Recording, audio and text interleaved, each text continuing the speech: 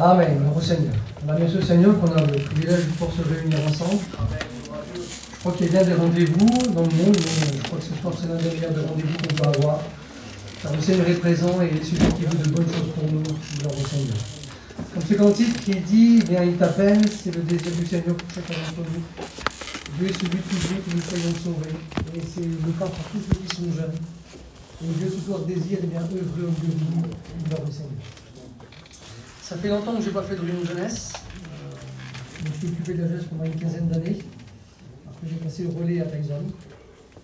Mais voilà, dans toute sa constance, il faut prêcher l'évangile. Et je vous ai demandé de vous apporter un mot. Et moi, je crois que même si on est jeune, eh bien, on est capable de comprendre les choses. Et puis, des fois, il y a des jeunes qui sont encore plus intelligents que certains d'eux. Et des fois, j'ai écouté l'autre jour une femme qui est partie avec nous. Et elle disait, une femme qui avait quand même une cinquantaine d'années, elle disait, moi j'ai du mal à comprendre, et comme on a la réunion, elle dit, je demande à ma fille, qu'est-ce que l'homme il a dit, et c'est elle qui m'explique.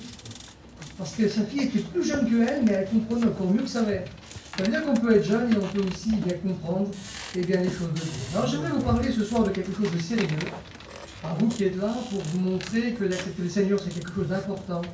Et que des fois on pense avoir tout le temps devant soi et aussi avoir du temps, de l'avenir, mais on ne sait pas de quoi demain sera fait. Alors on va lire un verset ensemble dans la parole de Dieu et on va prier le Seigneur afin que Dieu nous bénisse, qu'il puisse prendre toute la place et bien au milieu de nous.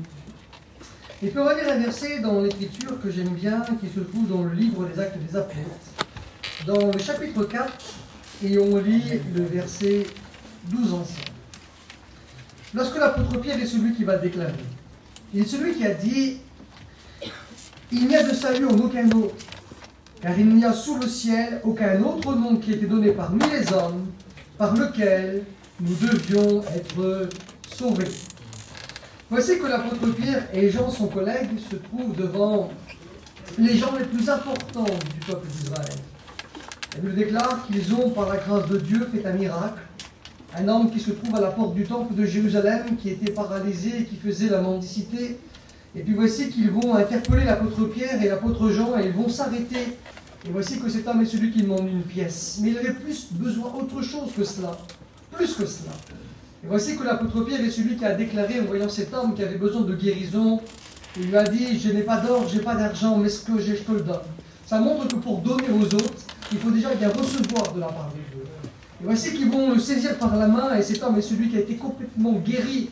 Et puis cet homme était content, joyeux d'avoir été bien béni, guéri par le Seigneur.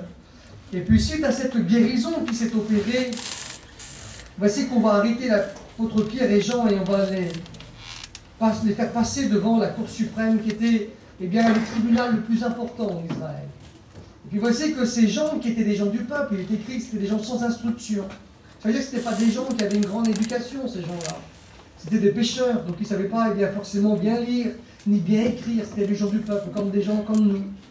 Et quand ils se sont trouvés devant ces personnes qui étaient des gens importants, qui étaient des gens influents, qui avaient beaucoup de connaissances, c'était des spécialistes en matière de la Bible. Et voici que l'apôtre Pierre, rempli du Saint-Esprit, celui qui va déclarer à ces gens qui étaient religieux. Il va leur dire que s'ils n'avaient pas Jésus dans leur vie, peu importe la religion qu'ils avaient embrasée, eh bien personne ne pouvait aller au ciel sans le Seigneur.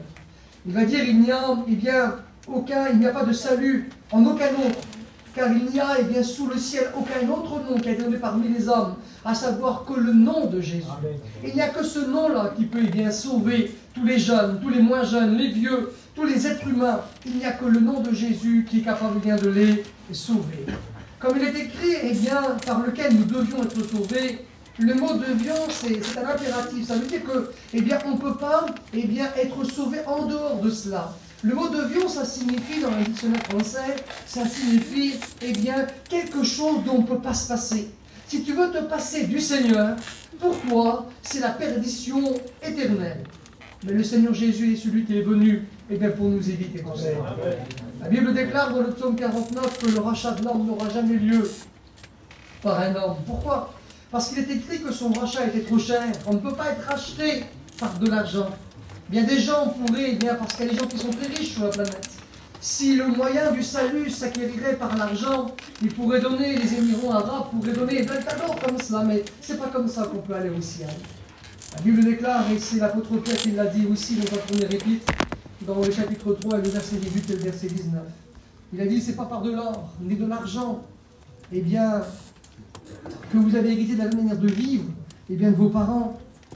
Mais on peut être sauvé uniquement par quoi? Eh bien, par le sang précieux du Christ. Il n'y a que le sang de Jésus qui peut nous sauver, nous gracier, parce qu'il est celui qui est capable d'effacer nos péchés. Alors on va prier le Seigneur et demander sa grâce afin que Dieu nous bénisse ensemble. Et puis on va essayer de voir un sujet important ensemble. Et puis je vais demander à mes deux compagnons de voyage, je vais demander à Memphis, je vais prier le Seigneur, on est partis ensemble en Grèce, on a passé vraiment des bons moments sur les traces de Paul. Et puis à Naïm, le compagnon de voyage, il est, je vais voir par là. Là, ils vont prier le Seigneur. Je te remercie pour ton encouragement. Je vois vraiment, Seigneur Jésus, je rappelle, Seigneur, le nom que tu as mis sur ton cœur, Seigneur Jésus. Quand tu puisses nous parler, Seigneur, nous vraiment Shabbat, Seigneur. Tu veux nous faire accepter ta parole, Seigneur Jésus. À te remettre toute la gloire, mon Dieu. Amen. Seigneur Jésus, ta grâce, Seigneur. Toi, tes jeunes, t'es besoin de ta grâce, Seigneur Jésus. Tu puisses bénir à travers ta parole, Seigneur Jésus. Seigneur Jésus, t'es besoin de toi, Seigneur Jésus. Rappelle-lui les mots que tu as mis dans ton cœur, Seigneur Jésus. Bénis-le pour nous, Seigneur Jésus. Amen. Amen, gloire au Seigneur. On va faire une lecture ensemble dans l'évangile de Jean, dans le chapitre 14. Et on va lire les 6 premiers versets ensemble. Voici ce qui est écrit, c'est le Seigneur Jésus qui s'adresse aux apôtres et à ce qu'il dit. Que votre cœur ne se trouble point, croyez en Dieu et croyez en moi. Il y a plusieurs demeures dans la maison de mon Père. Si cela n'était pas, je vous l'aurais dit. Je vais vous préparer une place. Et lorsque je m'en serai allé et que je vous aurai préparé une place, je reviendrai et je vous prendrai avec moi, afin que là où je suis, vous y soyez aussi. Vous savez où je vais, et vous en savez le chemin. Thomas lui répondit, Seigneur, nous ne savons pas où tu vas. Comment pouvons-nous en savoir le chemin? Jésus lui dit, je suis le chemin, la vérité et la vie, et nul ne vient au Père que par moi. Voici que le Seigneur Jésus est celui qui va s'adresser à ses disciples, aux apôtres, qu'il avait choisis, il en avait 12, qui avaient le privilège de manger avec le Seigneur, de dormir auprès de lui, et d'être enseignés par le meilleur des professeurs qui était le Seigneur Jésus. Et puis voici que dans l'évangile de Jean, dans le chapitre 14, c'est la première fois où le Seigneur Jésus est celui qui va parler de son retour. Il est celui qui va leur dire, eh bien, que vos cœurs ne se troublent pas, croyez en Dieu et croyez en moi. Il va leur expliquer que dans la maison de son Père, eh bien, il y avait plusieurs demeures. Parce que dans le ciel, il est écrit dans l'Apocalypse chapitre 11 et au verset 19, il est écrit que dans le ciel, il y a une maison. Et cette maison, c'est un temple. Le temple qui est dans le ciel, c'est dans cet endroit que le Seigneur est celui qui est parti nous préparer une place. Voici que Moïse, lorsqu'il est celui qui a créé le premier temple sur la terre, c'est ce qu'on appelle le tabernacle, eh bien, on appelait ça aussi la tente d'assignation, ça veut dire en français, pour être simple, ça veut dire la tente de la convocation. C'est là-bas que Dieu est celui qui nous appelait à venir pour être béni, pardonné de lui. Et voici que Moïse est celui qui a reproduit ce qu'il a vu dans le ciel. Dans le ciel, il a vu le temple céleste et il a essayé de recréer sur la terre le temple qui était dans le ciel. Et voici que le Seigneur Jésus, quand il va parler aux apôtres, il va dire que dans le ciel, il y a une maison, un temple. Et que dans ce temple, l'apôtre Jean est celui qui a eu le privilège de le voir dans le livre de l'Apocalypse, au chapitre 11. Et puis voici qu'il va dire qu'il y a plusieurs demeures et que le Seigneur est parti nous préparer une place. Ce qui veut dire que le Seigneur, ça fait 2000 ans qu'il est parti, et ça fait 2000 ans qu'il nous prépare cette maison. Et un homme avait dit, si le Seigneur a mis tant de temps pour construire une maison, pour ceux qui l'ont accepté, c'est que ça doit être quelque chose de bon. Alors j'aimerais vous dire que le Seigneur est celui qui a dit aux apôtres qu'il est parti nous préparer une place, dans la maison de son Père. Mais pour aller dans la maison de son Père, il y a des conditions. Dieu est celui qui veut sauver tous les hommes. C'est ce qui est écrit dans l'évangile de Jean, chapitre 3, verset 16. Que Dieu a tant aimé le monde, il a donné son Fils son unique, afin que tous ceux qui croiront en lui ne périssent pas, mais qu'ils aient la vie éternelle. Ce qui veut dire que, tout le monde a sa chance de pouvoir aller au ciel. Mais voici que pour aller dans la maison du Père, il faut, premièrement, accepter, le Seigneur dans sa vie. Vous savez, lorsque le Seigneur Jésus était jeune, il est celui qui est écrit qu'à 12 ans, il avait déjà l'intention de s'occuper de la maison de son Père. Il est celui qui habitait le nord du pays, il avait fait 110 km à pied, imaginez-vous. Nous, on a fait 130 km en auto, des fois on trouve que c'est long. Lui, il avait 12 ans. Il est celui qui a fait 110 km à pied de la Galilée dans le nord du pays pour arriver jusqu'à Jérusalem. À l'époque, ce n'était pas des autoroutes ou des goudrons, on faisait ça à pied, sur le dos d'un âne, d'un chameau, ce que vous voulez. Il y avait eh bien, une semaine de voyage pour aller jusqu'à Jérusalem. Et le Seigneur, il n'avait que 12 ans et il avait soif d'aller dans le temple qu'il appelait eh bien, la maison de son Père. Jésus, à 12 ans, était conscient. Il connaissait les choses de Dieu. Il posait des questions aux pasteurs de l'époque. Les gens étaient étonnés, choqués de voir eh bien, l'intelligence qu'il avait malgré qu'il était un jeune garçon. J'aimerais vous dire que vous pouvez être jeune, mais vous avez besoin aussi eh bien, du Seigneur. Lorsqu'on est conscient du bien et du mal, lorsqu'on est conscient eh bien, qu'il faut accepter le Seigneur dans notre vie, eh bien, c'est qu'alors on a des décisions à prendre qui sont eh bien, importantes dans nos vies. Vous qui êtes là, ce n'est pas parce que vous êtes jeune que vous passerez en travers les mailles du filet. Même si vous êtes jeune et que tu as 80 ans, si malheureusement celui qui a 80 ans et que toi tu as 14 ans, tu as 15 ans, peu importe, et que tu n'as pas accepté le Seigneur, tu ne peux pas aller au ciel, de même que le vieux qui a 80 ans n'ira pas au ciel non plus. Parce qu'à partir du moment où c'est que l'homme est conscient, que le jeune homme, la jeune fille est consciente, eh bien alors, elle aura des comptes à rendre eh bien, au Seigneur. Ce que j'aimerais vous parler, moi, ce soir avec vous, j'aimerais vous parler du retour du Seigneur. Parce que Jésus est celui qui un jour doit venir. Amen. Et lorsqu'il va venir, des temps terribles attendent tous ceux qui vont rester. Et ceux qui vont rester, il y aura eh bien, des gens qui seront âgés, des gens qui seront vieux. Il y aura des gens qui auront mon âge. Il y aura des jeunes hommes qui auront des vingtaines d'années. Et puis il y en a d'autres qui sont plus jeunes, et bien qui resteront ici-bas aussi, malheureusement, parce qu'ils n'auront pas accepté le Seigneur. Et il n'y aura pas de distinction dans les jugements de Dieu. Parce qu'il est question de la colère de l'agneau, de la colère de Dieu. Et dans les jugements qui vont toucher le monde, eh bien, les jeunes ne seront pas plus graciés ni épargnés que les vieux qui seront là. Mais les jeunes seront aussi concernés par les fléaux qui vont s'abattre, comme les vieux eh bien, qui resteront eh bien, ici-bas. Le Seigneur est celui qui a fait la première mention eh bien, de sa venue. Il a dit dans Jean 14 qu'il est parti préparer une place dans cette maison et que lorsqu'elle sera faite, il reviendrait chercher ceux qui lui appartiennent et qui les amènerait dans cette belle maison. C'est ce que le Seigneur Jésus est celui qui veut faire eh bien, lorsqu'il est celui qui va venir. Jésus, il est celui qui est venu une première fois. La Bible, c'est quelque chose qui est sûr. Elle est sûre au niveau biblique, ce qui veut dire au niveau doctrinal. Elle est celle qui est sûre au niveau historique. Les historiens s'en servent pour connaître les histoires eh bien, qui datent de 2000 ans, qui datent de 4000 ans, de 6000 ans pour remonter jusqu'à Adam. Les archéologues s'en servent aussi pour trouver eh bien, des endroits où il n'y a rien, où on découvre des vestiges, parce que la Bible parle de certaines villes, de certains endroits. Elle est sûre au niveau spirituel et elle est sûre aussi eh bien, au niveau prophétique. Il y avait beaucoup de prophéties dans l'Ancien Testament qui expliquaient la venue de Jésus. Jésus, lorsqu'il est venu, a accompli plus de 330 prophéties selon les spécialistes. Ce qui veut dire que beaucoup de gens ont parlé de la venue eh bien, d'un sauveur. Et ça s'est accompli dans la parole de Jésus, dans la personne de Jésus. Mais voici qu'il y a encore d'autres versets qui parlent eh bien, de retour de Jésus. On dit qu'il y a 319 versets dans le Nouveau Testament qui parlent de son retour, ce qui veut dire qu'il y a un verset sur 25 qui parle du retour de Jésus dans le Nouveau Testament, ce qui veut dire que c'est une doctrine colossale, un enseignement colossal. Et si Jésus, tout ce qu'on avait annoncé sur sa venue, eh bien ça s'est réalisé, eh bien pour sa seconde venue, ça se réalisera aussi. Amen. Quand nous regardons la Bible, la parole de Dieu, Jésus était venu premièrement pour sauver les hommes. Pourquoi? Parce que tous les hommes sont contaminés par le péché. Vous avez vu un bébé, il est tout petit, il a 1 an, un seul coup comme ça, il va commencer à mordre son petit copain.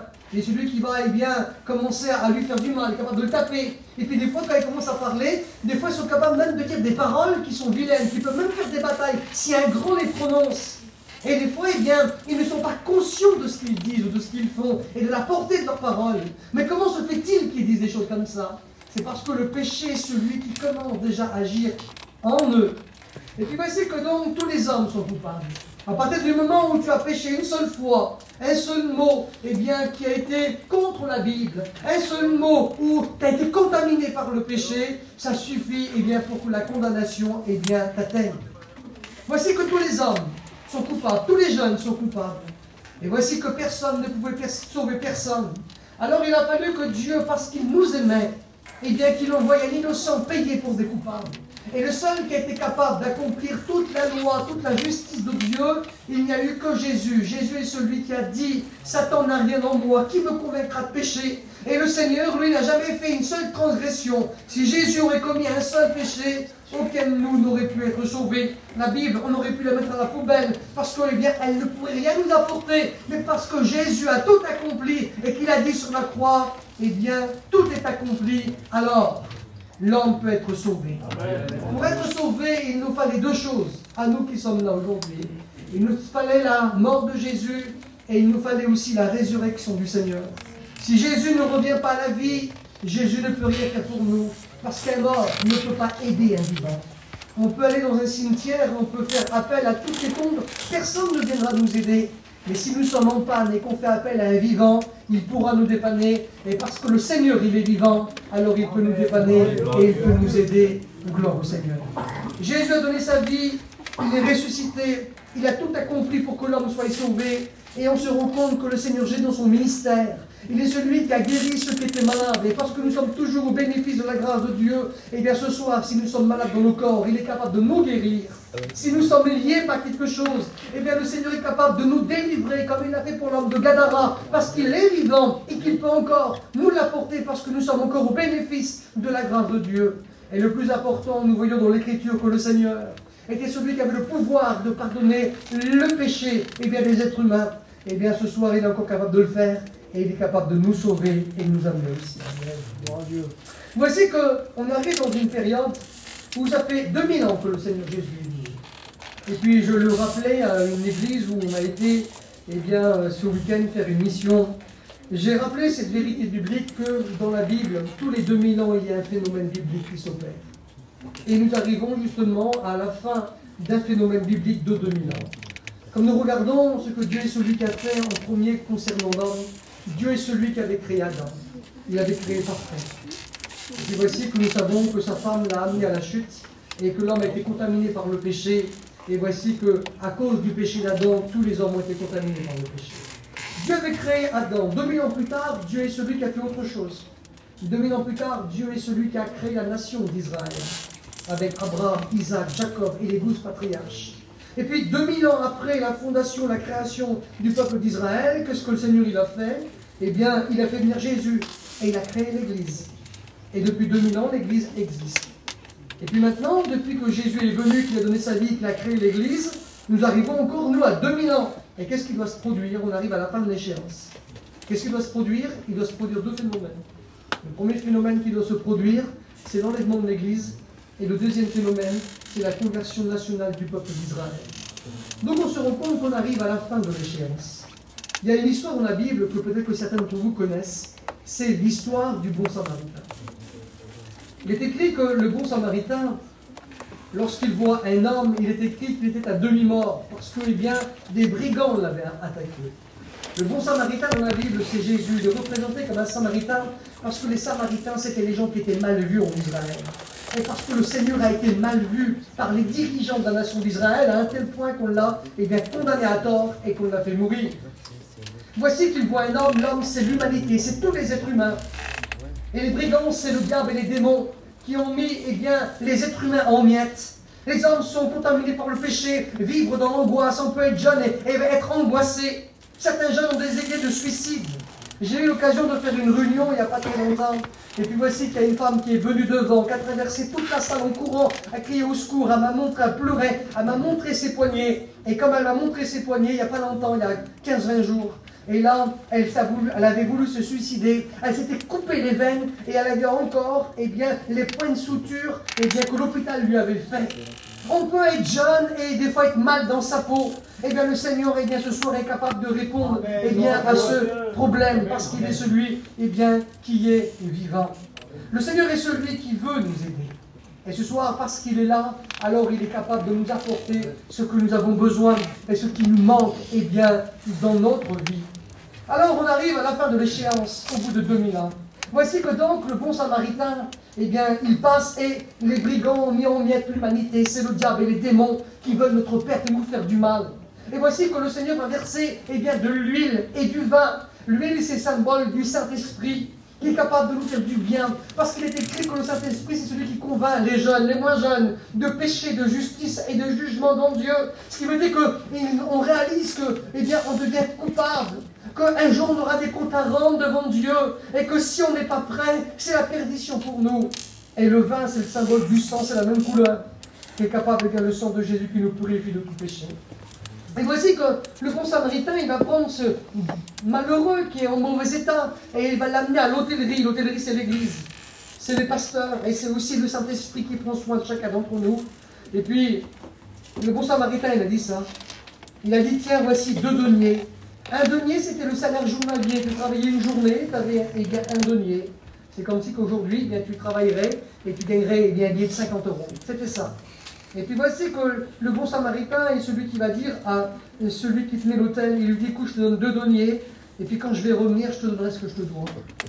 Dans la Bible, on se rend compte que 2 deniers, c'est bien l'équivalent de 2 jours. Et voici que l'apôtre Pierre nous dit, dans sa première épître, chapitre 3, verset 8, qu'un jour c'est comme 1000 ans, et 1000 ans comme un jour. Ce qui veut dire que les 2 deniers nous représentent toute la période de l'Église, qui dure 2000 ans. Et voici que le bon samaritain, il a dit, quand je vais revenir, eh bien, je te donnerai ce que je te dois. Et notre professeur Jimmy nous expliquait ça, il disait, les 2 deniers sont les 2000 ans de l'Église, et puis voici que le peu qui reste, c'est les miettes de la grâce. Ce qui veut dire qu'à tout moment, le Seigneur Jésus est celui qui peut bien revenir. Mais s'il revient et que toi, tu n'es pas prêt, et que toi, tu as préparé tout un avenir, tu te dis, voilà, peut-être que je fréquente, ou je vais fréquenter, je vais me marier, je vais essayer de gagner un petit peu de sous pour m'acheter une auto, un camping, un terrain, etc. Mais tout ça, ça tombera à l'eau le jour où le Seigneur est celui qui va venir. Parce que la perspective d'avenir, eh bien, va devenir sombre et très compliquée pour ceux qui resteront ici-bas, et on va essayer de le voir ensemble. Voici qu'on arrive à la fin de l'échéance. Et voici que donc, le Seigneur Jésus est celui qu'il faut qu'il vienne et qui va revenir chercher les siens. Comme nous lisons dans l'Épître aux Thessaloniciens, dans le chapitre 4, et quand nous lisons le verset 13 jusqu'au verset 18, l'apôtre Paul est celui qui va s'adresser à l'église de Thessalonique. On a eu l'occasion d'y aller avec Memphis et les autres garçons qui étaient là, et Naïm. Et puis, voici que les chrétiens de Thessalonique se posaient des questions parce qu'ils ne connaissaient pas tout, et comme nous aussi encore, on ne connaît pas tout, mais on connaît l'essentiel. Voici que ces gens-là connaissaient encore moins que nous, parce qu'ils n'avaient pas la Bible, comme nous l'avons pour connaître bien des choses. Et puis ils vont poser des questions à l'apôtre Paul, ils vont demander, tu vois Paul, on a dans nos familles, dans notre église, on a des chrétiens et ils sont morts. Et on voudrait savoir qu'est-ce qu'il en est maintenant de eux, où ils sont, et qu'est-ce que ça sera quoi leur avenir. Et puis voici que Paul est celui qui va leur dire, écoutez, que votre cœur ne s'afflige pas comme les gens qui n'ont pas d'espérance, comme les gens du monde, parce que les gens du monde n'ont pas d'espérance. Souvent, pour les gens du monde, quand ils perdent quelqu'un, tout s'arrête à la tombe. Dès que tu rentres, tu viens au cimetière, c'est fini. Mais ce n'est pas la réalité que la Bible est celle qui explique. Déjà, le mot cimetière ne signifie pas l'anéantissement des gens qui sont à l'intérieur. Le mot cimetière signifie l'endroit où on dort, l'endroit où on se repose, ça vient d'un mot latin. Et pourquoi les gens ont donné ce nom à cet endroit? C'est parce que les gens croyaient vraiment qu'un jour il y allait avoir une résurrection. Voici que Paul s'adresse donc à ces gens-là et il dit, écoutez, on a de l'espérance, nous on est des chrétiens. Et puis il va leur dire, écoutez, ceux qui sont partis sont bien. Et puis il va parler du retour de Jésus. Et il est celui qui va dire ces choses-là. Il est celui qui va dire, écoutez, à la voix d'un archange, au son de la trompette de Dieu, ce qui veut dire que le Seigneur est celui qui attend un signal. Parce qu'il est écrit dans le livre des Actes des Apôtres, dans le chapitre 1er, lorsque le Seigneur Jésus avait dit aux apôtres de ne pas s'éloigner de Jérusalem et d'attendre ce que le Père avait promis, il était question du baptême dans le Saint-Esprit. Et comme les apôtres vont écouter ça, ils vont croire que c'était aussitôt que le Seigneur allait revenir. Et le Seigneur a dit, c'est pas à vous de connaître les temps et les moments que le Père a fixés de sa propre autorité. Voici que donc celui qui a l'autorité de dire quand Jésus revient, c'est son Père. Et Jésus attend un signal. Et voici qu'il est écrit, l'apôtre est celui qui va déclarer qu'à la voix d'un archange, l'archange c'est un ange. Et nous connaissons un archange qui s'appelle Michel et Michael. Et voici qu'il est dit qu'au signal de cet ange-là, eh bien, il est écrit au son de la trompette de Dieu, les morts que nous connaissons, que nous avons perdus, que vous connaissez, qui étaient des chrétiens, eh bien, la Bible déclare qu'ils vont sortir de l'endroit où ils sont, parce qu'aujourd'hui, ils sont dans un endroit qu'on appelle le paradis. Ils sont heureux, ils sont bien, mais ils sont là-bas sans leur corps. Tandis que comme le Seigneur Jésus est celui qui va revenir, eh bien l'âme et l'esprit qui sont auprès de Dieu vont réintégrer le corps qui sont dans les cimetières.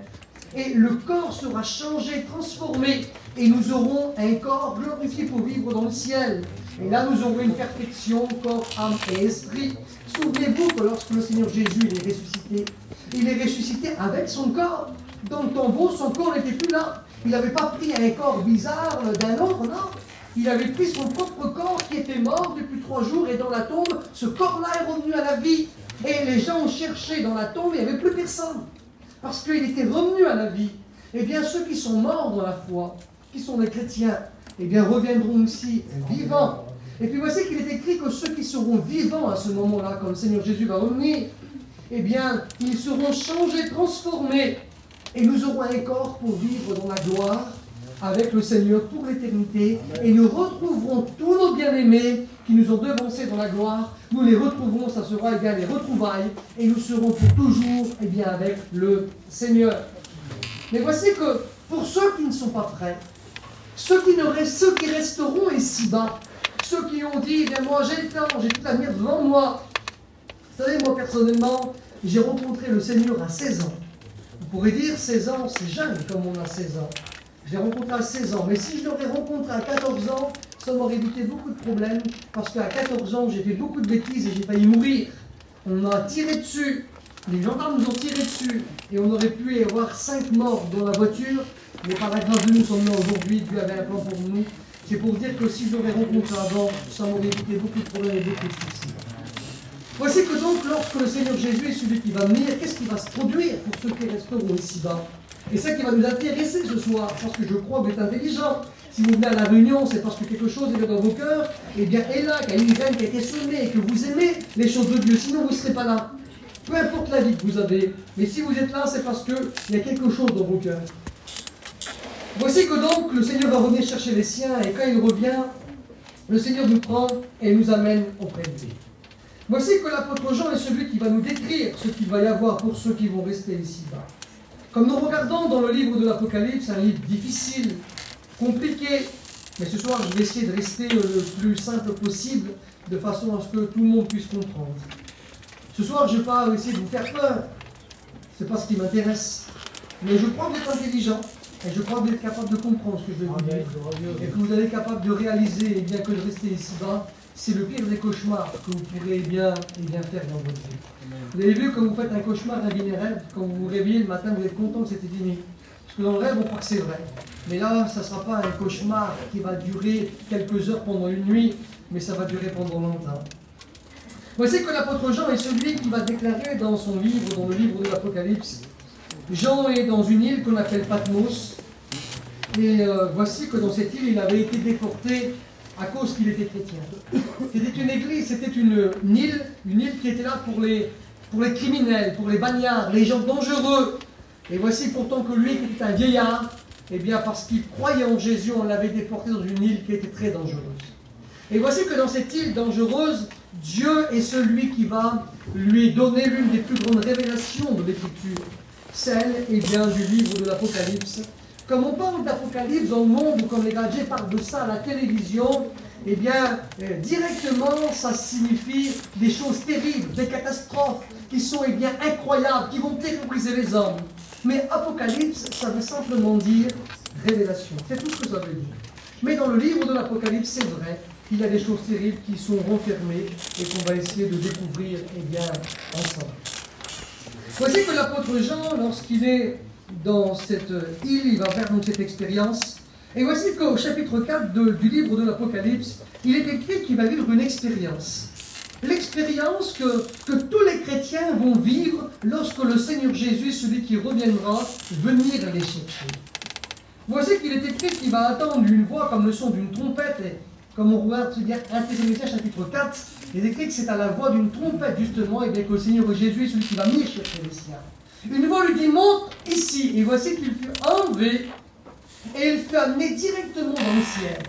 Et voici que lorsque Jean est dans le ciel, il est celui qui va essayer de décrire avec les mots qu'il connaît, eh bien, ce qui va se produire sur la terre. Alors il va essayer d'utiliser des termes, mais des fois c'est un peu compliqué. Imaginez-vous si l'apôtre Jean, il y a 2000 ans en arrière, il aurait vu un avion dans le ciel. Comment il aurait fait pour décrire un avion? Ça n'existait pas. Il aurait dit, je vois, je sais pas, un grand oiseau qui vole, qui transporte des hommes. Il aurait vu quelque chose comme ça. Mais il n'aurait pas pu dire le mot avion parce que ça n'existait pas. Donc il essaye d'expliquer certaines choses avec les mots que lui, eh bien, il connaît.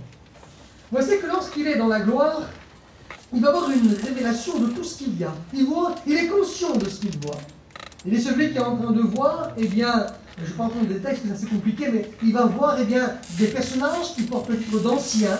Et voici que ces anciens représentent eh bien, l'Église qui est dans la gloire, avec eh bien, Dieu le Père, avec Jésus qui est considéré comme un agneau immolé, parce que même dans la gloire, on se souviendra toujours du sacrifice de Jésus qui a eu 2000 ans en arrière.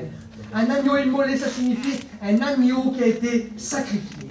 Voici qu'on voit aussi le Saint-Esprit. Il est représenté sous les 7 esprits de Dieu, qui est la perfection, la plénitude du Saint-Esprit. Et puis là, il y a tous les anges qui sont là. Et puis tout le monde est en train de louer, de glorifier Dieu, et en train de chanter des cantiques.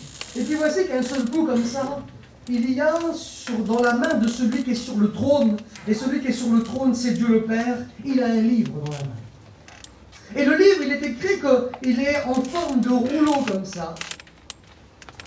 Et puis, le livre, il est écrit en dedans et en dehors.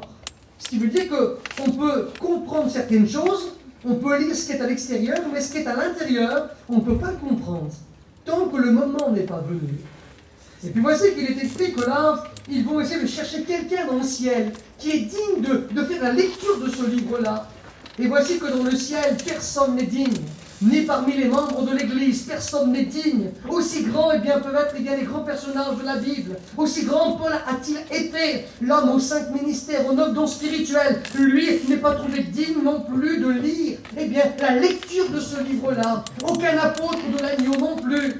Aucun personnage, eh bien, de toute la période de l'Église n'est digne d'ouvrir le livre. Et voici que même parmi les anges, personne n'est aussi digne de faire la lecture de ce livre-là. Et la Bible dit que Jean, eh bien, fut très attristé. Et voici que là, un des membres de l'Église va lui dire, écoute, ne crains pas, il y a quelqu'un qui peut lire le livre. Et voici que le seul qui est digne de lire le livre, eh bien, il est écrit que c'est un agneau. Un agneau qui est immolé, qui est la personne de Jésus lui-même. Qu'est-ce que Jean-Baptiste, c'est celui qui a déclaré quand il a vu le Seigneur? Dans l'évangile de Jean, chapitre 1 et le verset 29, il a dit, voici l'agneau de Dieu qui ôte le péché du monde. Et voici que cet agneau, pour enlever le péché du monde, il a fallu qu'il soit sacrifié. Et là, dans la gloire, Jean le voit encore comme un agneau sacrifié, rappelant le sacrifice de Jésus pour l'humanité. Et c'est le seul qui est capable de prendre le livre dans la main de Dieu le Père et de faire la lecture. Et voici que lorsqu'il est écrit dans Apocalypse chapitre 6, lorsqu'il est celui qui va faire la lecture, alors, à ce moment-là, va commencer toutes les catastrophes qui vont s'abattre sur l'humanité, sur tous les jeunes qui seront restés ici-bas, sur tous les moins jeunes et sur tous les vieux qui seront restés ici-bas. Voici que lorsque le Seigneur est celui qui va ouvrir le livre, je vous rappelle ça, parce que c'est très important, c'est que l'Église est auprès de lui, et qu'elle est assise sur des trônes, et qu'elle est en train de louer Jésus, qu'elle est en train de l'adorer, en train de jeter ses couronnes à ses pieds, et elle est en train de chanter eh bien, des cantiques. Et voici que lorsque l'Église est auprès du Seigneur, voici qu'à ce moment-là, le Seigneur prend le livre, et quand il prend le livre et qu'il va l'ouvrir, Apocalypse chapitre 6, et on lit les premiers versets, c'est là que les premiers fléaux, les premières catastrophes vont s'abattre sur le monde. Pour que les catastrophes puissent s'abattre sur le monde, ce qu'on appelle la colère de l'agneau et la colère de Dieu, il faut premièrement que l'Église soit en sécurité auprès de Dieu. Tant que l'Église ne sera pas auprès de Dieu, la colère de l'agneau, ça veut dire la colère de Jésus et la colère de Dieu ne s'abattra pas sur le monde. Il faut que l'Église soit gardée, protégée. C'est écrit aussi dans la deuxième épître aux Thessaloniciens, dans le chapitre 2. Il est écrit que pour que l'Antichrist apparaisse, on va voir ensemble, il faut que celui qui le retient ait disparu, et celui qui le retient, c'est l'Église. Et lorsque l'Église sera enlevée, mise en sécurité auprès de Dieu, eh bien, à ce moment-là, les catastrophes vont apparaître. On se rend compte dans la Bible, dans la parole de Dieu, une parole qu'Abraham est celui qui a révélée.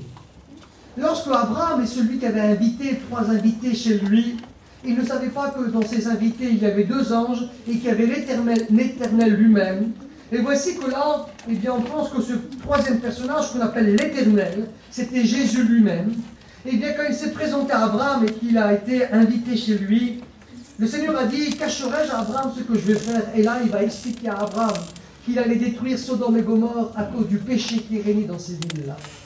Et quand il va expliquer qu'il allait détruire les villes de Sodome et Gomorrhe, les 5 villes qui sont dans cette plaine, Abraham a sorti cette vérité biblique que Dieu respecte tout le temps.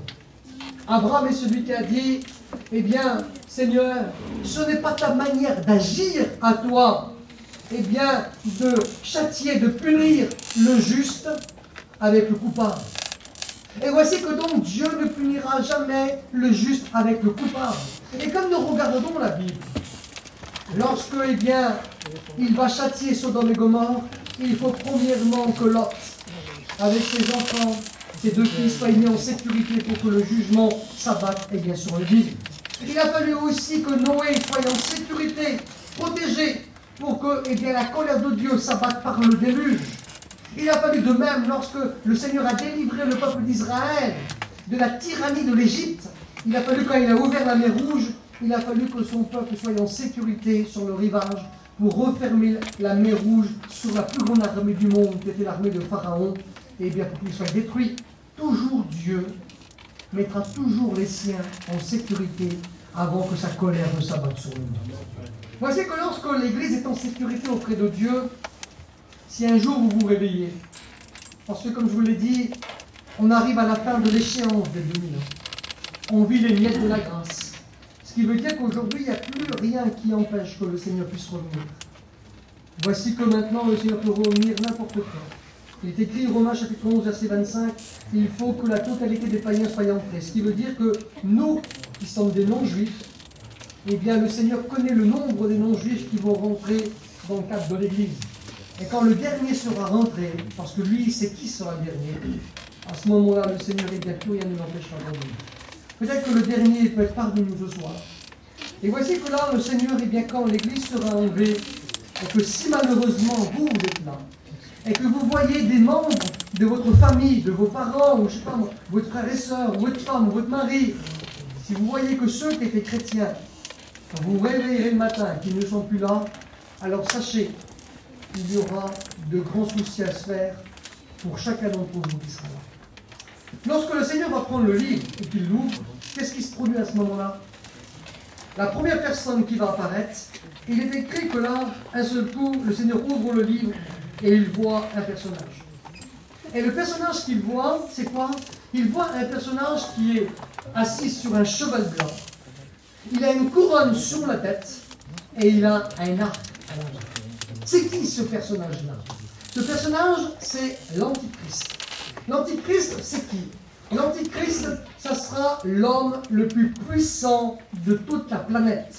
La Bible déclare dans la deuxième épître aux Thessaloniciens, dans le chapitre 2, qu'il aura toute la puissance du diable, toute la puissance de Satan. Il ne sera pas possédé par un démon, ou par 100 démons, ou par une légion de démons, comme ça a été le cas pour l'homme de Gadara, ce qui est déjà colossal, phénoménal. Mais là, cet homme-là, c'est le diable lui-même qui possédera cet homme. Il est écrit dans 2 Thessaloniciens chapitre 2 que cet homme aura toute la puissance du diable. Il est celui qui fera des miracles, des prodiges. Imaginez-vous la puissance phénoménale qu'il aura. Nous savons que le diable a le pouvoir même de faire des miracles. Souvenez-vous, pour ceux qui connaissent la Bible, dans le livre de Job, eh bien, il est écrit qu'il va avoir eh bien, le pouvoir sur les éléments. Il va faire venir une espèce de tempête tellement forte que la maison dans laquelle étaient ses enfants, les murs vont s'écrouler, vont tomber sur les enfants de Job et tout le monde va mourir.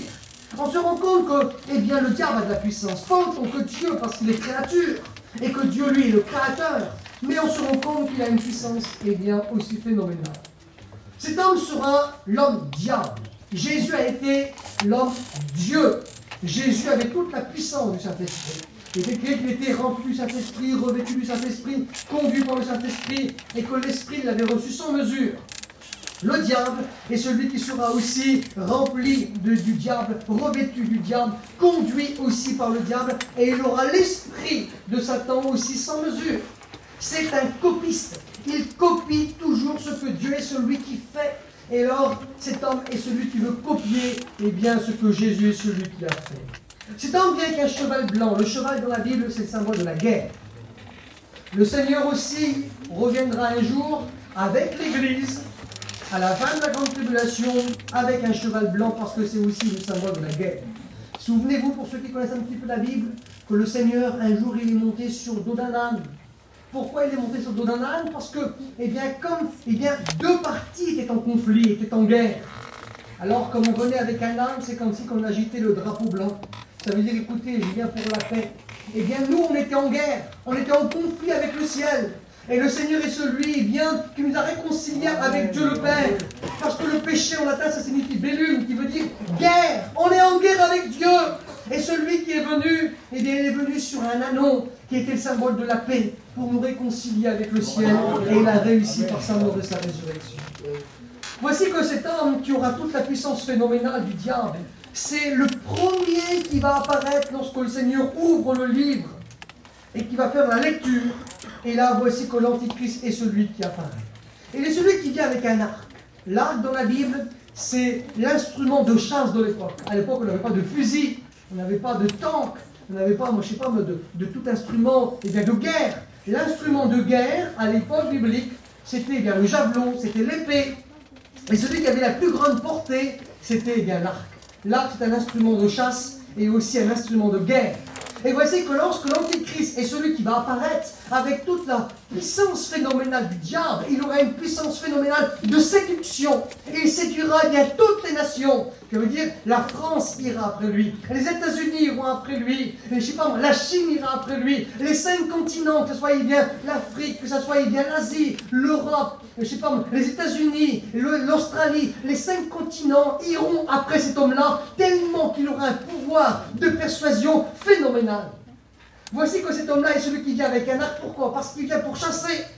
Mais qu'est-ce qu'il va chasser? Il est celui qui va chasser les êtres humains. Il va chasser les hommes et les femmes qui ne voudront pas se soumettre à sa dictature mondiale. Et voici qu'il est écrit dans la Bible que ceux qui voudront accepter le Seigneur, il faudront qu'ils passent par les 1000 martyrs, qu'ils mouriront à cause de leur foi. Alors qu'aujourd'hui, on peut accepter Jésus sans souffrir.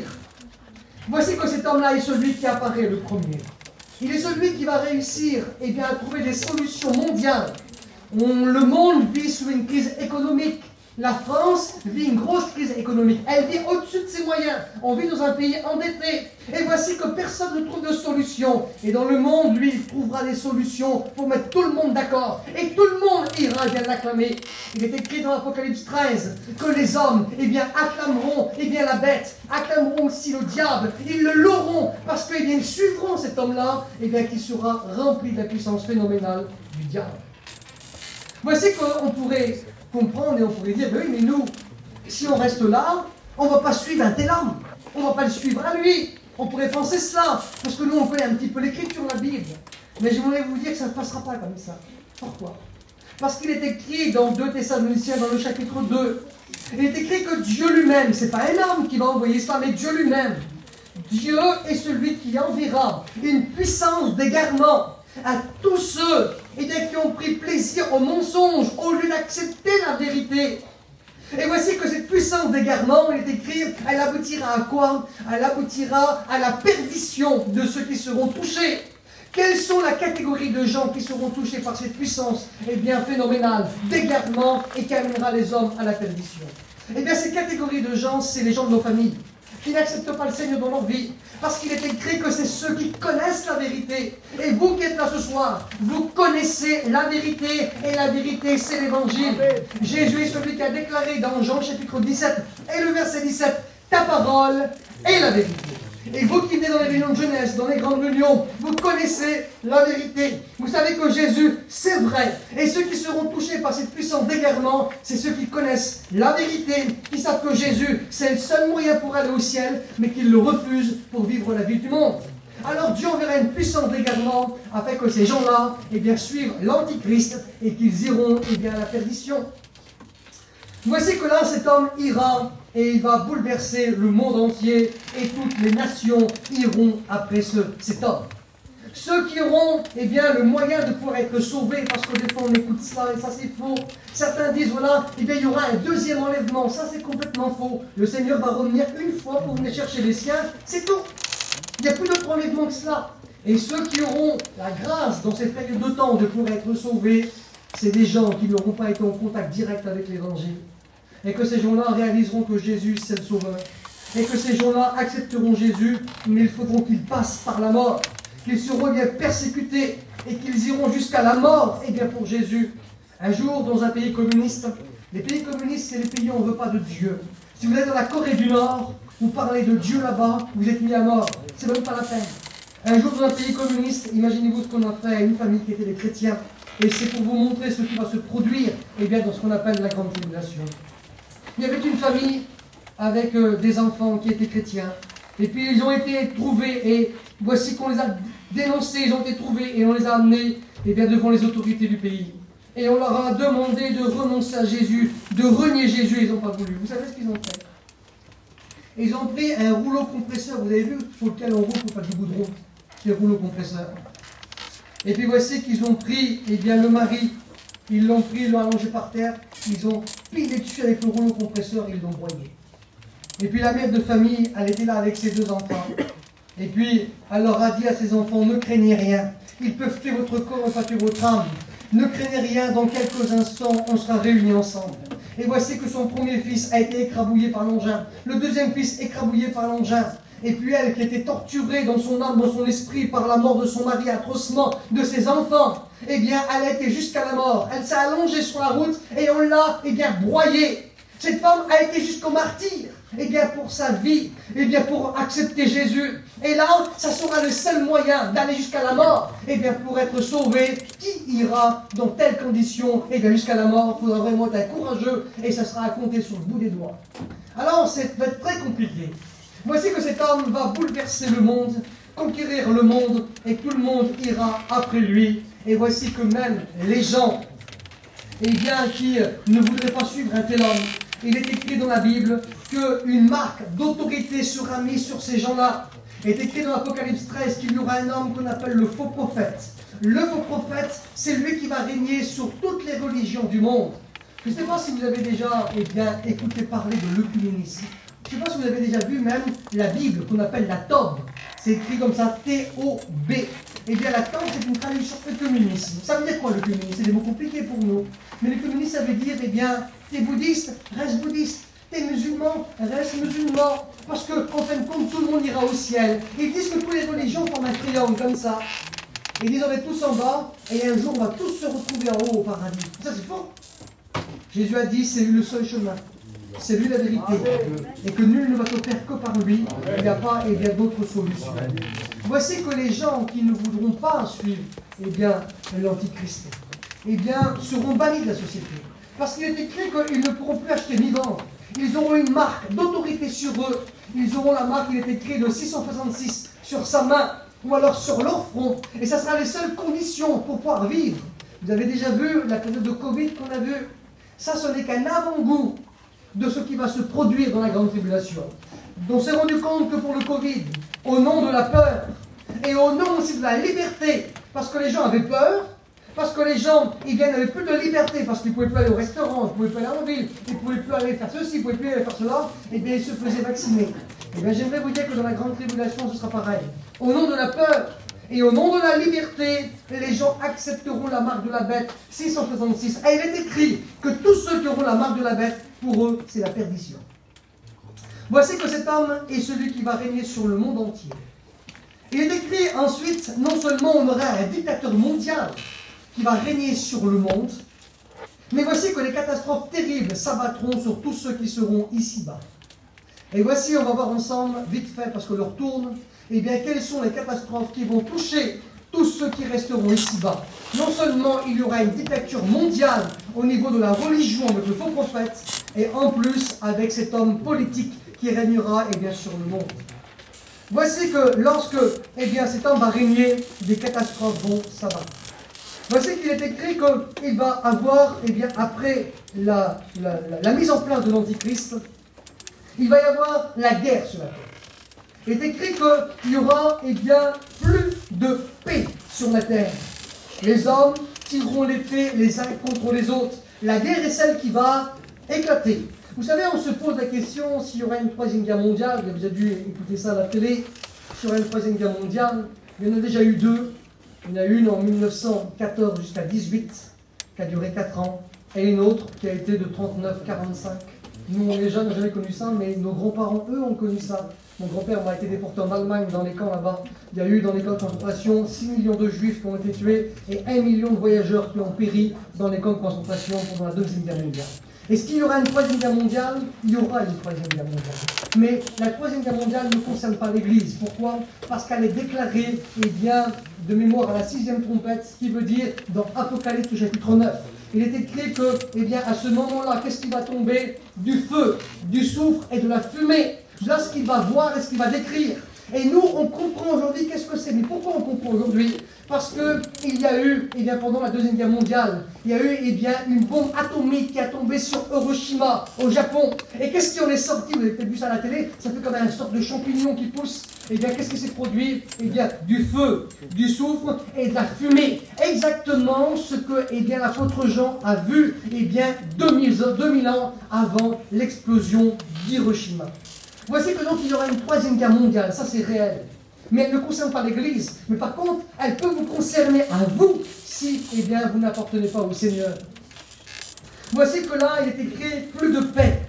Les hommes eh bien, chercheront la paix, mais il n'y en aura plus. Eh bien, la guerre est celle eh bien, qui va éclater eh bien, sur toute la planète. Il est écrit, eh bien, la paix sera enlevée de la terre. Les hommes s'égorgeront les uns les autres et une grande épée lui fut donnée. Les hommes s'égorgeront les uns les autres. Vous savez, notre ancien paillon, qui est notre professeur, expliquait cela. Il disait, lorsqu'il y a des guerres, en général, quand il y a des guerres, tu arrives à identifier ton ennemi. Vous avez vu avant, eh bien, l'Allemagne était en guerre contre la France. Et donc, on pouvait identifier qui était notre ennemi. On savait que les Allemands, c'était les ennemis. Vous avez vu, encore aujourd'hui, eh bien, quand vous regardez à la télé, vous voyez qu'Israël, elle est en guerre, et son ennemi, c'est qui? Eh bien, c'est le peuple arabe, l'ennemi d'Israël. Donc, on peut identifier l'ennemi. Mais là, il est écrit, il nous expliquait que, eh bien, dans cette première guerre qu'il va avoir, dans Apocalypse chapitre 6, versets 3 à 4, il est écrit, les hommes s'égorgent les uns les autres. Ce qui veut dire que tu ne peux même pas identifier ton ennemi. Tu ne pourras même pas être sûr de ton voisin. Parce que, eh bien, la folie touchera les gens à cause des catastrophes qui vont terroriser, eh bien, les gens. Eh bien, tu ne pourras même pas identifier ton ennemi. Ton voisin pourrait être ton ennemi. Ton frère pourrait être ton ennemi. Les gens s'égorgent les uns les autres. Ce qui veut dire qu'on ne pourra pas être sûr eh bien, de son père, on ne pourra pas être sûr de sa mère, de son frère, de sa soeur. Parce que la folie est celle qui touchera eh bien, les gens. On ne pourra pas eh bien, identifier même qui sera son ennemi dans la première guerre qui est mentionnée, Apocalypse chapitre 6, verset 3 et verset 4. Voici qu'il est écrit aussi, et ça c'est une suite logique. À chaque fois qu'il y a eu des guerres, il y a toujours eu ces phénomènes qui se répètent. Eh bien, la Bible déclare qu'il y aura une famine sur la terre. Ça sera très dur pour se nourrir. La Bible dit que, eh bien, 1 kilo de blé, c'est rien 1 kilo de blé, ça vaudra un denier. Et ça veut dire quoi pour nous? Pour nous, c'est du chinois. Un denier, ça représente quoi? Ça représente le SMIC de l'époque. Un gajo qui travaille, qui gagne le SMIC, il gagne à peu près par mois entre 1200 et 1300 euros. Ce qui veut dire que si tu enlèves le samedi, le dimanche, les week-ends, il doit gagner à peu près 50 euros par jour. Et voici qu'il est écrit dans la Bible qu'il va y avoir eh bien, une famine qui va s'abattre sur le monde entier. Et que cette famine va toucher tous les hommes. Et que 1 kilo de blé, imagine-toi, 1 kilo de farine, 1 kilo de farine, ça vaut 2-3 euros. Et bien là, il va valoir un denier, ce qui veut dire que c'est comparable à nos jours à 50 euros. Ce qui veut dire qu'il n'y aura que les riches qui pourront se nourrir. Pourquoi? Parce qu'il n'y aura plus de récolte. Il est écrit dans l'Apocalypse 11 que les 2 témoins que le Seigneur Jésus, celui qui va envoyer, vont fermer le ciel pendant 3 ans et demi. Et pendant 3 ans et demi, il ne tombera pas une goutte d'eau sur la terre. Et s'il ne tombe pas d'eau, il n'y a plus de récolte, il n'y a plus de céréales, il n'y a plus rien pour nourrir les êtres humains. Et s'il n'y a plus de récolte, il y a une famine qui va s'installer. Et la famine sera tellement intense que les gens vont mourir de faim et que le peu qui restera coûtera une fortune. Ce qui veut dire que, pour se nourrir, ça sera très difficile. Et que les riches pourront se nourrir, voire ceux qui ont des fermes agricoles pourront peut-être se nourrir, mais pour ceux qui resteront, comme les gens comme nous, ce sera très compliqué. Même que tu aurais 20 tas d'argent, tu ne pourras pas acheter parce qu'il n'y aura quasiment rien. Une inflation des prix exorbitants, à cause de quoi? À cause qu'il n'y aura plus assez de nourriture pour nourrir les hommes. Comme nous regardons aussi, voici qu'il est écrit dans la Bible qu'il va y avoir un phénomène, en Apocalypse 6, versets 7 et 8, que ce phénomène est celui qui va toucher le quart de la terre. Ça veut dire quoi le quart de la terre? Tu prends une orange, tu la coupes en 4, tac, et un quart, tu prends une tranche comme ça fait un quart. Aujourd'hui, on est 8 milliards d'êtres humains sur la Terre. Un quart, ça correspond à quoi? Ça fait 2 milliards d'êtres humains. Voici qu'il est écrit qu'il va y avoir par des fléaux, 2 milliards, un quart de l'humanité, qui correspond à 2 milliards d'êtres humains, qui vont mourir. Mais qui vont mourir, comment? La Bible est celle qui déclare, au verset 7 et verset 8, qu'ils vont mourir par l'épée, c'est-à-dire par la guerre, par la famine, parce qu'il n'y a rien à manger. Ils vont aussi mourir par la, est écrit nous, la mortalité. Mais on peut traduire aussi par la peste. Il faut savoir que chaque fois qu'il y a eu des guerres, il y a toujours eu des pestes, ça veut dire qu'il y a toujours eu des maladies qui se sont développées. Et voici que lorsque la guerre éclatera, les gens vont périr par l'effet de la guerre, par la famine, par des maladies, et il est écrit aussi par des bêtes sauvages de la terre. Les bêtes sauvages de la terre ne sont pas des animaux. On pourrait croire des animaux comme des lions, des loups, c'est pas ça. Comme on regarde le texte grec, en fait, les bêtes qui sont désignées désignent toujours l'antichrist, l'homme diable, et tous ceux qui travaillent avec lui. Ce qui veut dire que pendant la guerre qui aura lieu après l'enlèvement de l'Église, je me répète, les gens mourront par la guerre, mourront de faim, de famine, mourront de maladies, et ils seront persécutés par les bêtes sauvages, c'est-à-dire qu'ils seront persécutés par le gouvernement de l'Antichrist et par l'Antichrist lui-même à tous ceux qui ne voudront pas se soumettre à son gouvernement. Et c'est la raison pour laquelle que la majorité du monde acceptera la marque de la bête, parce qu'ils ne pourront plus acheter ni vendre, même si on a un peu de famine. Le peu qu'on pourrait acquérir, s'ils n'auraient pas la marque de la bête, on ne pourra pas l'acheter. Donc, ça sera très difficile pour ceux qui resteront ici-bas. Et là, il est écrit que 2 milliards d'individus périront par l'épée, par la famine, par la peste, la maladie, et par le gouvernement de l'Antichrist. 2 milliards, c'est énorme. Voici qu'on a un autre phénomène, dans l'Apocalypse 9. Et voici que là, il est question de la guerre atomique.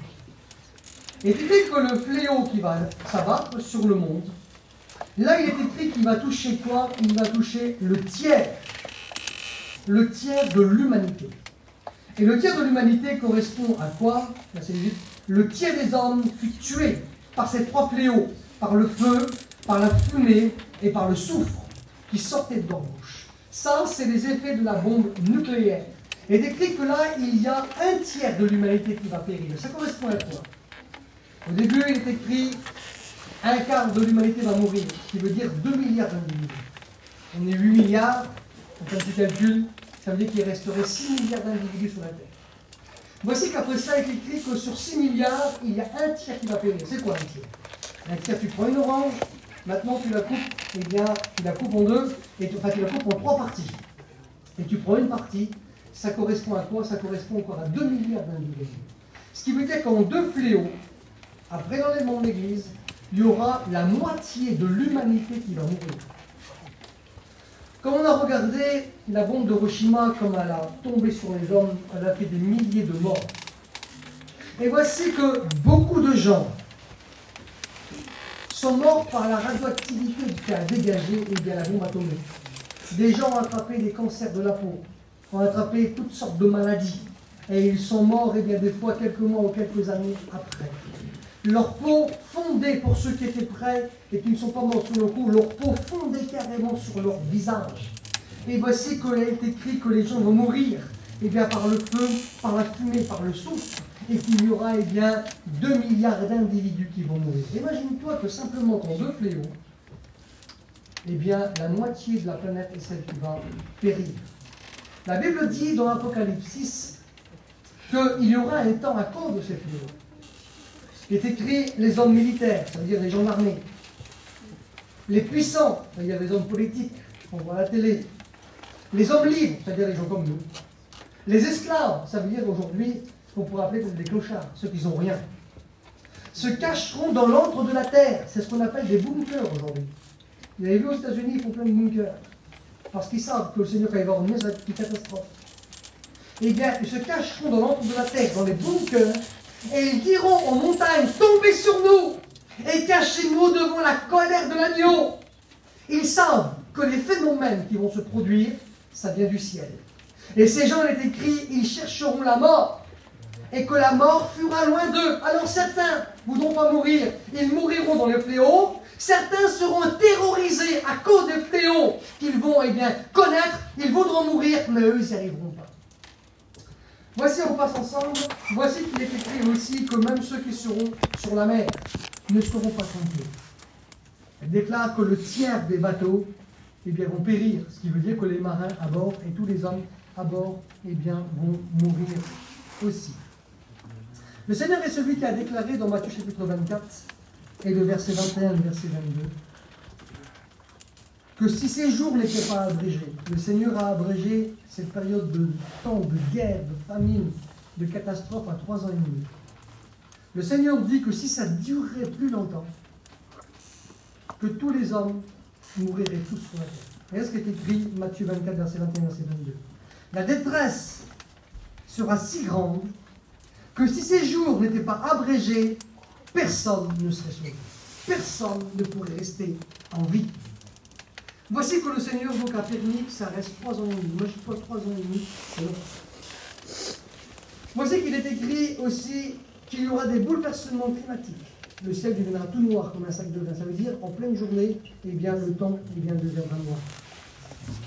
Les hommes chercheront la mort, mais la mort subira loin d'eux. Il y aura de la grêle. C'est bizarre parce que j'ai écrit de la grêle.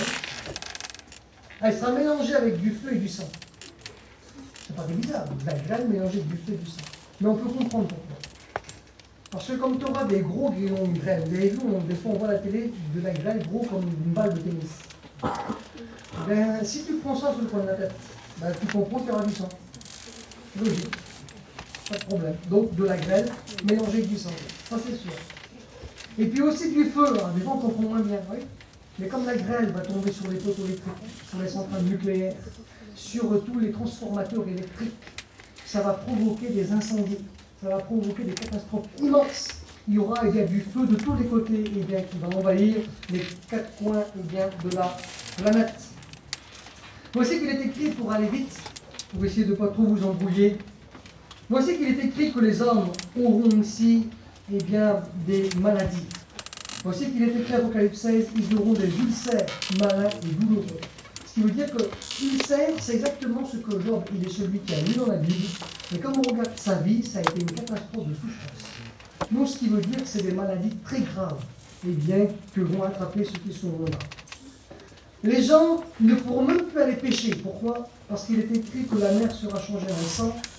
On a du mal à comprendre comment, mais c'est parce que les animaux marins vont mourir et que les hommes qui sont dans les bateaux vont aussi mourir et contaminer avec leur sang l'eau. Et voici que l'eau deviendra du sang, on ne pourra même plus pêcher.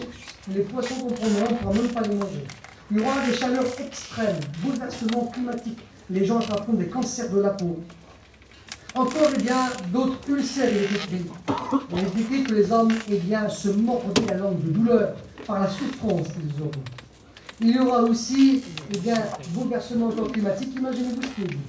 Et puis, dès qu'il va y avoir des tremblements de terre, il y a tout le temps eu les tremblements de terre, mais tellement grands que les îles vont disparaître, donc il ne sera pas bon d'être sur une île. À Punta Cana, vous rayez de la carte. Ce n'est pas la peine de vous penser lorsque je nous reviens. Que les îles vont disparaître et qu'il y a des montagnes, imaginez-vous le Mont Blanc, quand il fait quasiment 8 km de haut, et celui aussi qui vont disparaître. Imaginez-vous, eh bien, l'Everest, pardon, qui fait 8 km de haut, eh bien, imaginez-vous, eh bien, les catastrophes qui vont s'apparaître, des bouleversements climatiques qui vont bouleverser, eh bien, le monde. Les îles vont disparaître. Il va y avoir des grêlons, il est écrit, qui vont faire un talent. Ah, ça veut dire quoi un talent? Un talent, ça fait 49 kg de sang. Ça fait quasiment 50 kg. Les premiers nuages, ils sont environ à 3 km d'altitude. Ce qui veut dire que si tu as un grêlon qui tombe de 3 km de haut, imagine-toi combien de tonnes que ça peut représenter quand il est celui qui va impacter la Terre. Ce qui veut dire que ceux qui sont roulants, si tu es devant une compagnie, normalement c'est une galette devant. Écrabouillé, là tu pourras mettre des filets en titane, anti-grêle, ça ne marchera pas. Ceux qui seront dans les maisons, leur maison ne pourra pas résister. Dans un bunker, je ne sais pas si le bunker ne va pas éclater par la pression. Imaginez-vous des tonnes qui vont s'abattre bien sur la terre. Et voici ce qui est terrible, c'est que Job est celui qui va décrire dans son livre, c'est Dieu qui va lui parler au chapitre 38, le verset 22 et le verset 23, et il lui dit, regarde, eh bien, tout le dépôt de grêle que j'ai pour les temps de détresse. Et voici que les scientifiques, imaginez-vous, Dieu dit que dans le ciel, il a un dépôt de glace, un dépôt de grêle. Et imaginez-vous que les scientifiques ont découvert, il n'y a pas longtemps, qu'il y a une planète qui se promène, et c'est une planète de glace. Et Dieu est en train de dire à l'époque de Job, ça fait bien 4000 ans pour arriver jusqu'à nous, Dieu lui dit déjà qu'il avait déjà une réserve de glace dans le ciel qui était là. Et les scientifiques ont découvert ce dépôt de glace, il est dans le ciel, il n'y a plus qu'à attendre ces moments-là pour que ça puisse se détacher, et dès que ça va tomber, et bien que ça fera quasiment 50 kg comme ça va se décrocher, il y a des blocs comme ça. Et quand ils vont impacter la Terre, ça fera des tonnes. Imaginez-vous combien de morts qu'il va y avoir encore.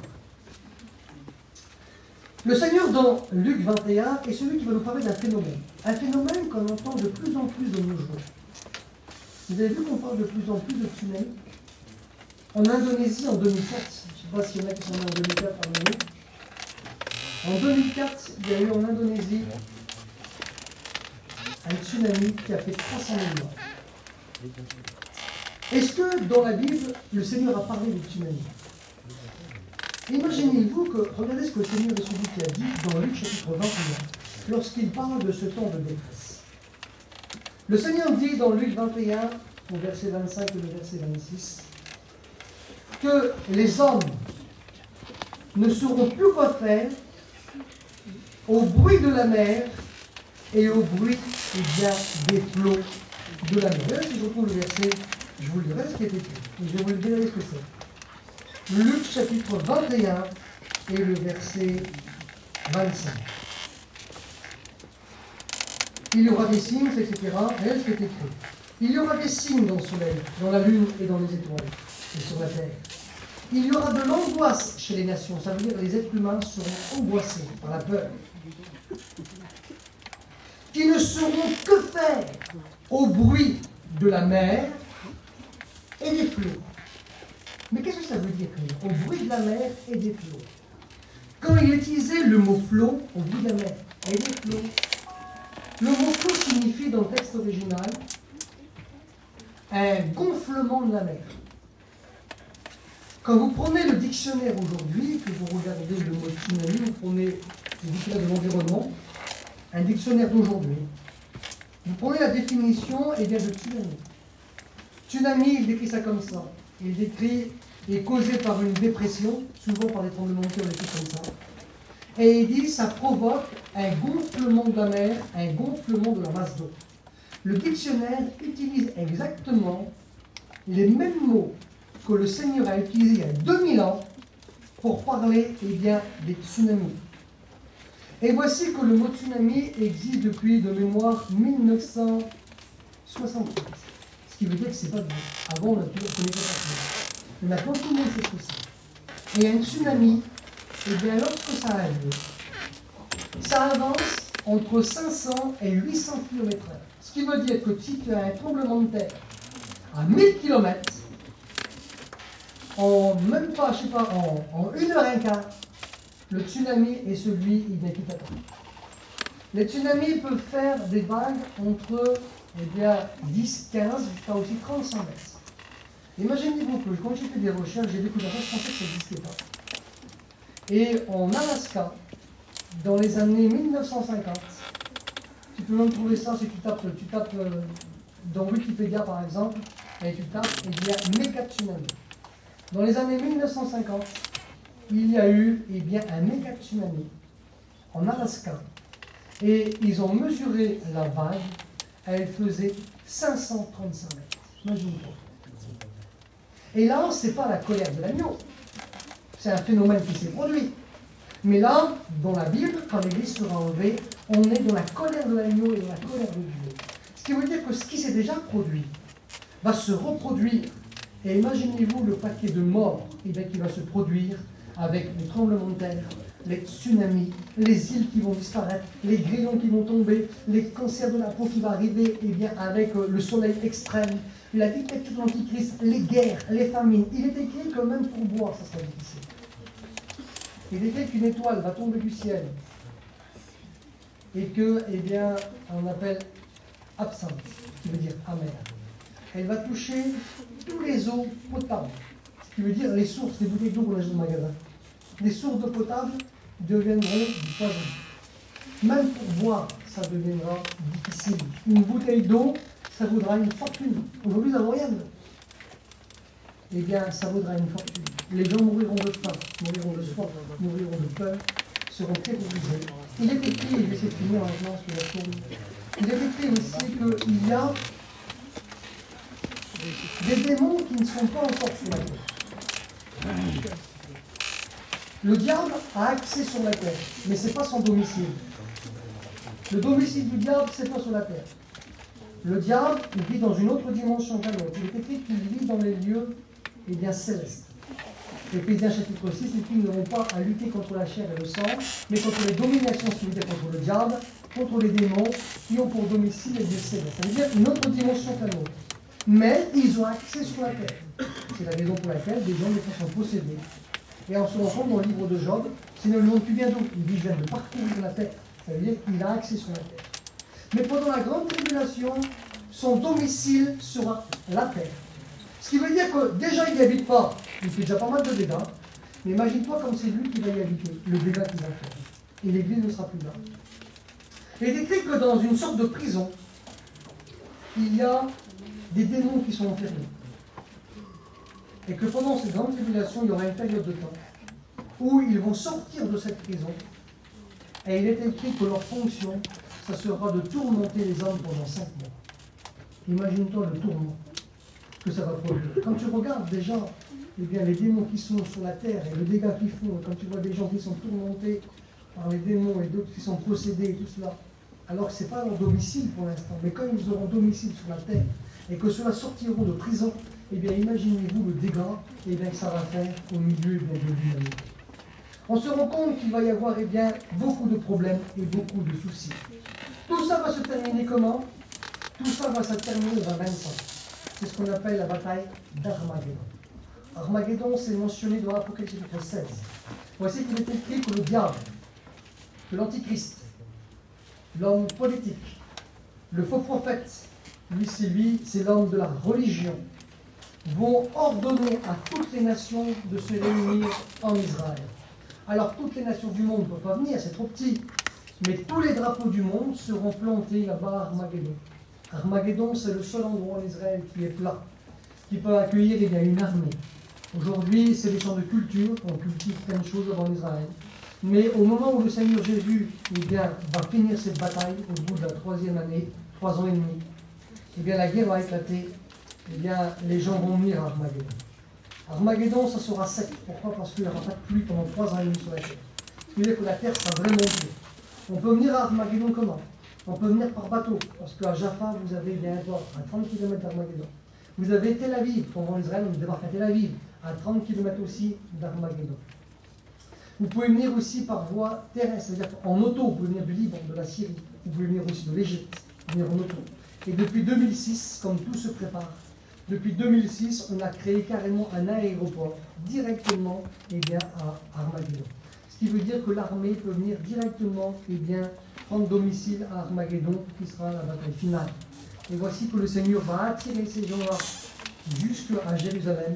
Et il a été écrit qu'il va les détruire dans la vallée de Josaphat, ce qui veut dire dans la vallée du Cédron, pour ceux qui ont été en Israël, entre le mont des Oliviers et le mont du Temple.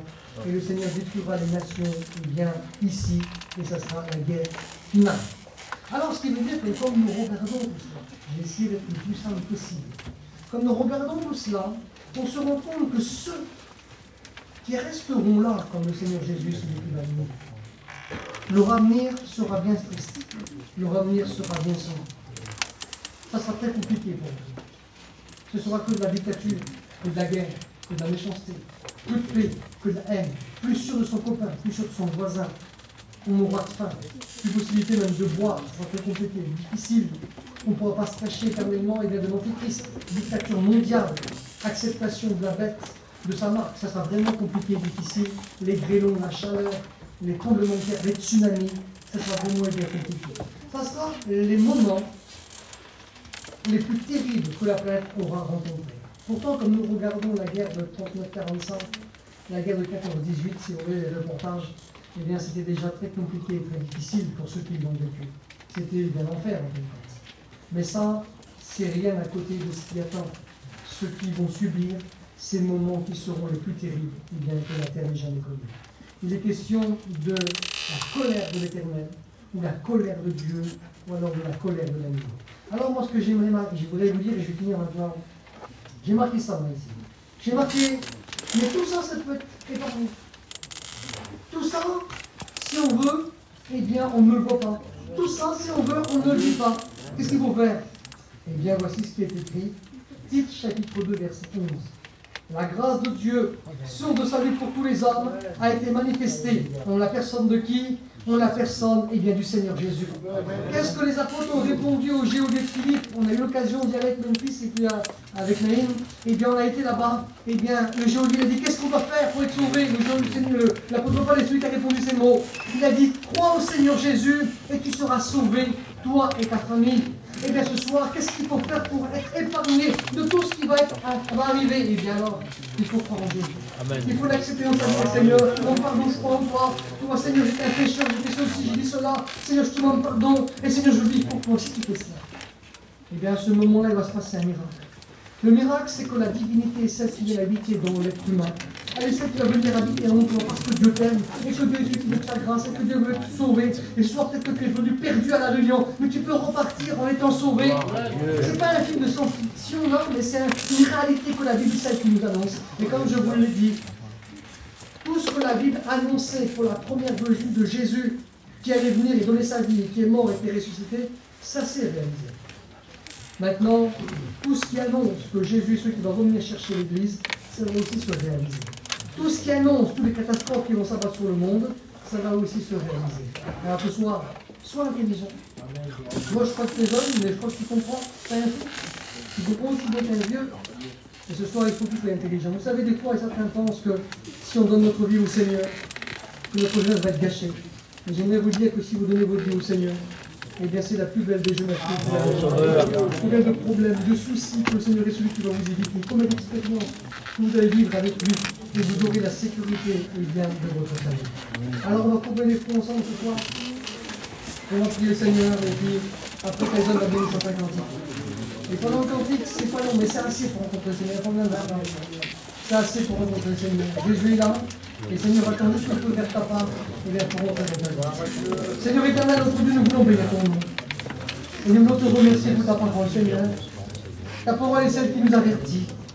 Ta parole nous dit que le Tichus, quand il était dans la salle de réunion et qu'il est tombé, c'était un jeune homme. Ben, il était assez conscient de savoir qu'il fallait accepter dans sa vie. Ce soir, c'est des jeunes, mais ils sont aussi conscients. Ce soir, on a voulu les mettre devant la réalité de la Bible. qu'ils ont un choix à faire. S'il faut qu'ils t'acceptent dans leur vie, Seigneur, que tu puisses œuvrer maintenant. Seigneur, fais ton œuvre. Et à toi toute la gloire dans le nom de Jésus. Amen. Amen. On reste dans cette